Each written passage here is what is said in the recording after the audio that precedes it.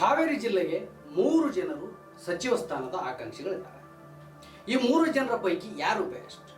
Okay, 3 ಜನರು ಸಚಿವ ಆಕಾಂಕ್ಷಿಗಳು ಯಾರ್ಯಾರು ಅಂತ ನೋಡ್ತಾ ಹೋದಾಗ ಬಸವರಾಜ ಶಿವಣ್ಣನವರು ಹಿರಿಯ ಶಾಸಕರು, 4 ಬಾರಿ ಗೆದ್ದಂಥ ಶಾಸಕರು. ಈಗ ಅವರು ಕೂಡ ಸಚಿವ ಸ್ಥಾನದ ಆಕಾಂಕ್ಷಿ ಆಗಿದ್ದಾರೆ. ಜೊತೆಗೆ ಡೆಪ್ಯೂಟಿ ಸ್ಪೀಕರ್ ರುದ್ರಪ್ಪ ಲಮಾಣಿ ಅವರು ಕೂಡ ಸಚಿವ ಸ್ಥಾನದ ಆಕಾಂಕ್ಷಿ ಇದ್ದಾರೆ. ಇನ್ನು ಶ್ರೀನಿವಾಸ್ ಮಾನೆ ಅವರು ಕೂಡ ತಾವು ಕೂಡ ಸಚಿವ ಸ್ಥಾನದ ಆಕಾಂಕ್ಷಿ ಅಂತ ಹೇಳ್ಕೊಂಡಿದ್ದಾರೆ. ಈ ಗೊಂದಲದ ಮಧ್ಯೆ ಎಲ್ಲೋ ಒಂದ್ ಕಡೆ ಹಾವೇರಿ ಜಿಲ್ಲೆಯಲ್ಲಿ ಇರ್ತಕ್ಕಂಥ 3 ಜನ ಸಚಿವ ಸ್ಥಾನದ ಆಕಾಂಕ್ಷಿಗಳ ಪೈಕಿ ಎಲ್ಲೋ ಒಂದ್ ಕಡೆ ಗೊಂದಲ ಸೃಷ್ಟಿಯಾಗಿದೆ. ಅಂದ್ರೆ ಇದೇ ಬಸವರಾಜ ಶಿವಣ್ಣನವರು ಬ್ಯಾಡಗಿ ಕ್ಷೇತ್ರದ ಶಾಸಕರು ಹೇಳ್ತಾರೆ, ಅಂದ್ರೆ ನನ್ನ ಹೈಕಮಾಂಡ್ ಮಟ್ಟದಲ್ಲಿ ಆತ್ಮೀಯರಾಗಿರ್ತಕ್ಕಂತಹ ಹಾನಗಲ್ನ ಶಾಸಕರೊಬ್ಬರು ನಮ್ಮ ಬಗ್ಗೆ ವಯಸ್ಸಾಗಿದೆ, ಅನಾರೋಗ್ಯ ಆಗಿದೆ ಅಂತ ಹೇಳಿದ್ದಾರೆ ಅಂತ ಕೇಳ್ಪಟ್ಟೆ.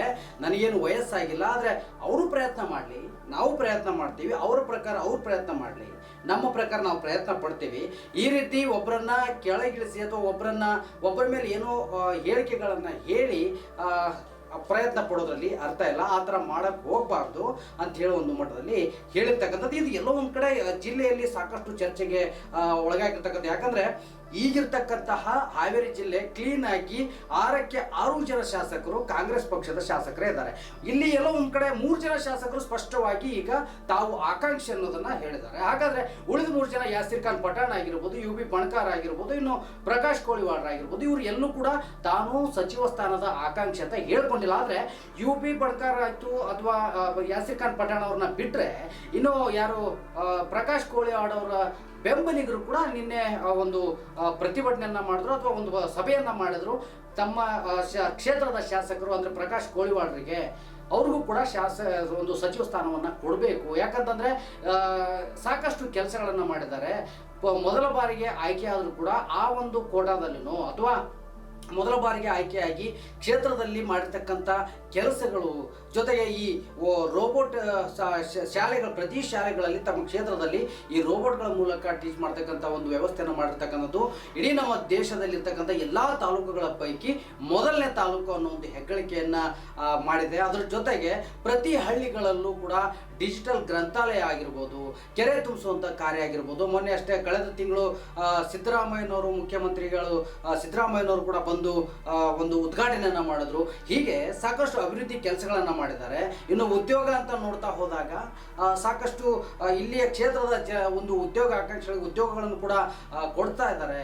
ಈ ರೀತಿ ಸಾಕಷ್ಟು ಕೆಲಸಗಳನ್ನು ಮಾಡಿರ್ತಕ್ಕಂತಹ ನೂತನ ಶಾಸಕರಾದರೂ ಕೂಡ, ಅಂದ್ರೆ ಮೊದಲ ಬಾರಿಗೆ ಗೆದ್ದಂತಹ ಶಾಸಕರಾದರೂ ಕೂಡ ಈ ರೀತಿಯ ಒಂದು ಕೆಲಸಗಳನ್ನು ಮಾಡಿದ್ದಾರೆ. ಇನ್ನು ಶಾಸಕ ಸ್ಥಾನವನ್ನು ಹೊರತುಪಡಿಸಿ ಸಚಿವ ಸ್ಥಾನವನ್ನು ಕೊಟ್ಟಾಗ ಈ ರೀತಿಯ ಕೆಲಸಗಳು ಇನ್ನಷ್ಟು ಹೆಚ್ಚಿನ ಅಭಿವೃದ್ಧಿ ಮಾಡೋದಕ್ಕೆ ಸಾಧ್ಯ ಆಗುತ್ತೆ ಅನ್ನೋ ಒಂದು ಮಟ್ಟದಲ್ಲಿ ನಿನ್ನೆ ರಾಣೆಬೆನ್ನೂರಿನಲ್ಲಿ ಸಾಹುಕಾರ ರುಕ್ಮಿಣಿ ಅವರ ನೇತೃತ್ವದಲ್ಲಿ ಒಂದು ಸಭೆಯನ್ನು ಮಾಡಲಾಯಿತು. ಅವರು ಕೂಡ ನಿಯೋಗವನ್ನು ಕರ್ಕೊಂಡು ಬೆಂಗಳೂರಿಗೆ ಹೋಗಿ ನಾವು ಕೂಡ ಸಿದ್ದರಾಮಯ್ಯನವರಾಗಿರ್ಬೋದು, DK ಶಿವಕುಮಾರ್ ಅವ್ರನ್ನ ಆಗಿರ್ಬೋದು, ಅವರಿಗೆ ಕ್ಷೇತ್ರದ ಶಾಸಕರ ಬಗ್ಗೆ ಕೆಲಸ ಕಾರ್ಯಗಳನ್ನು ಗಮನಕ್ಕೆ ತಂದು ನಾವು ಕೂಡ ಒತ್ತಾಯ ಮಾಡ್ತೀವಿ ಅಂತ ಹೇಳಿದ್ರೆ. ಆದರೆ ನೆನಪಿರಲಿ, ಪ್ರಕಾಶ್ ಕೋಳಿವಾಡ್ರು ಎಲ್ಲೂ ಕೂಡ ಒಂದೇ ಒಂದು ಮಾತನ್ನ ನಾನು ಸಚಿವ ಸ್ಥಾನದ ಆಕಾಂಕ್ಷಿ ಅಂತ ಹೇಳಿಲ್ಲ, ಆದರೆ ಅವರ ಬೆಂಬಲಿಗರು ಹೇಳ್ತಕ್ಕಂಥದ್ದು. ಇನ್ನು ರುದ್ರಪ್ಪ ಲಮಾಣಿ ಅವರು ನೇರವಾಗಿ ಹೇಳಿದ್ದಾರೆ, ನಾನು ನಮ್ಮ ಸಮುದಾಯದ ಪೈಕಿ ಗೆದ್ದಂತಹ ಏಕೈಕ ಶಾಸಕ, ನನಗೆ ಕೊಡಲೇಬೇಕು, ಕೊಡಿ ಅಂತ ನಾನು ಕೇಳಿದ್ದೀನಿ.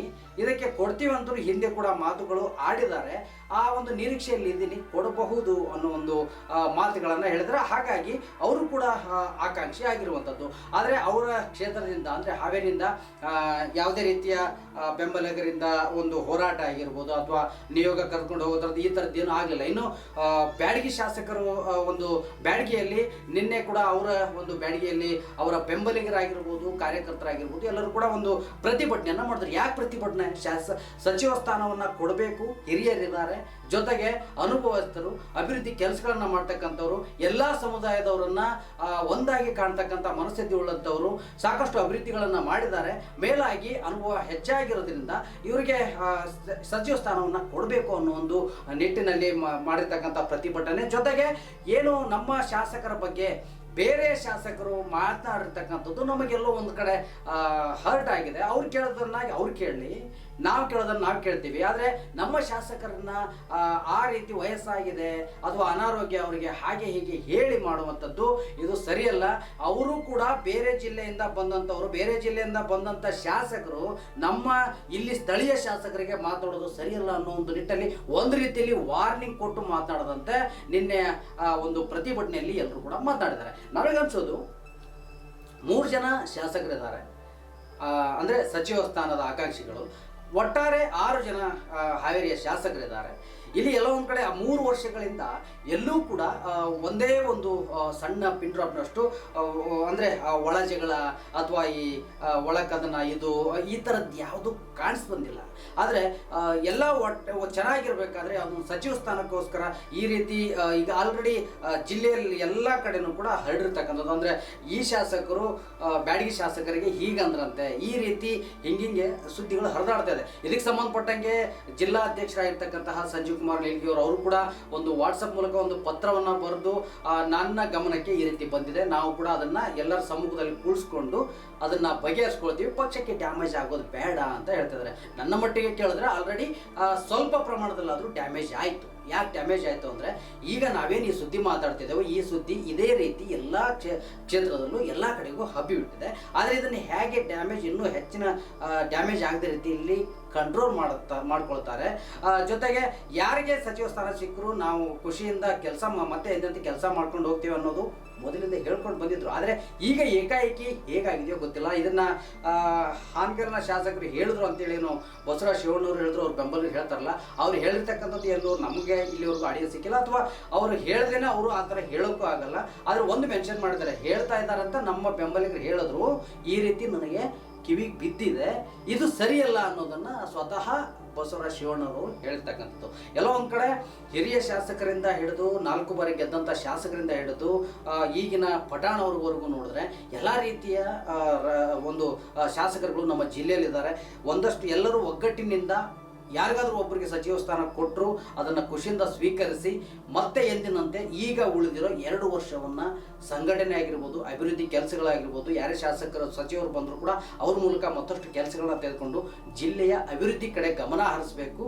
ಈ ಉಳಿದಿರೋ 2 ವರ್ಷವನ್ನು ಅಭಿವೃದ್ಧಿ ಕಡೆ ಗಮನ ಕೊಟ್ಟು ಜನರಿಗೆ ಒಂದು ಕೆಲಸಗಳನ್ನು ಮಾಡಿಕೊಡ್ಬೇಕು. ಜನರು ಏನು ನೇರವಾಗಿ ನಮಗೆ ಆ ಕೆಲಸಗಳು ಆಗಬೇಕು ಇದಾಗಬೇಕು ಅಂತ ಹೇಳಿದ್ರೆ ಅದಕ್ಕೆ ಅದ್ರ ಕಡೆ ಗಮನ ಕೊಡಬೇಕು ಅನ್ನೋದು ನಮ್ಮ ಅಭಿಪ್ರಾಯ ಕೂಡ. ಇನ್ನು ನಿಮಗೆ ಶಾಸಕರ ಪೈಕಿ ನೀವು ರುದ್ರಪ್ಪ ಲಮಾಣಿಯವರು, ಇನ್ನು ಬಸವರಾಜ ಶಿವಣ್ಣವರು, ಆಮೇಲೆ ಶ್ರೀನಿವಾಸ್ ಮಾನೆಯವರು, ಈ 3 ಶಾಸಕರ ಪೈಕಿ ಯಾರಿಗೆ ಸಚಿವ ಸ್ಥಾನವನ್ನು ಕೊಟ್ಟರೆ ಒಳಿತು, ಯಾಕೆ ಅನ್ನೋದನ್ನು ನೀವೇ ಕಮೆಂಟ್ ಮಾಡಿ.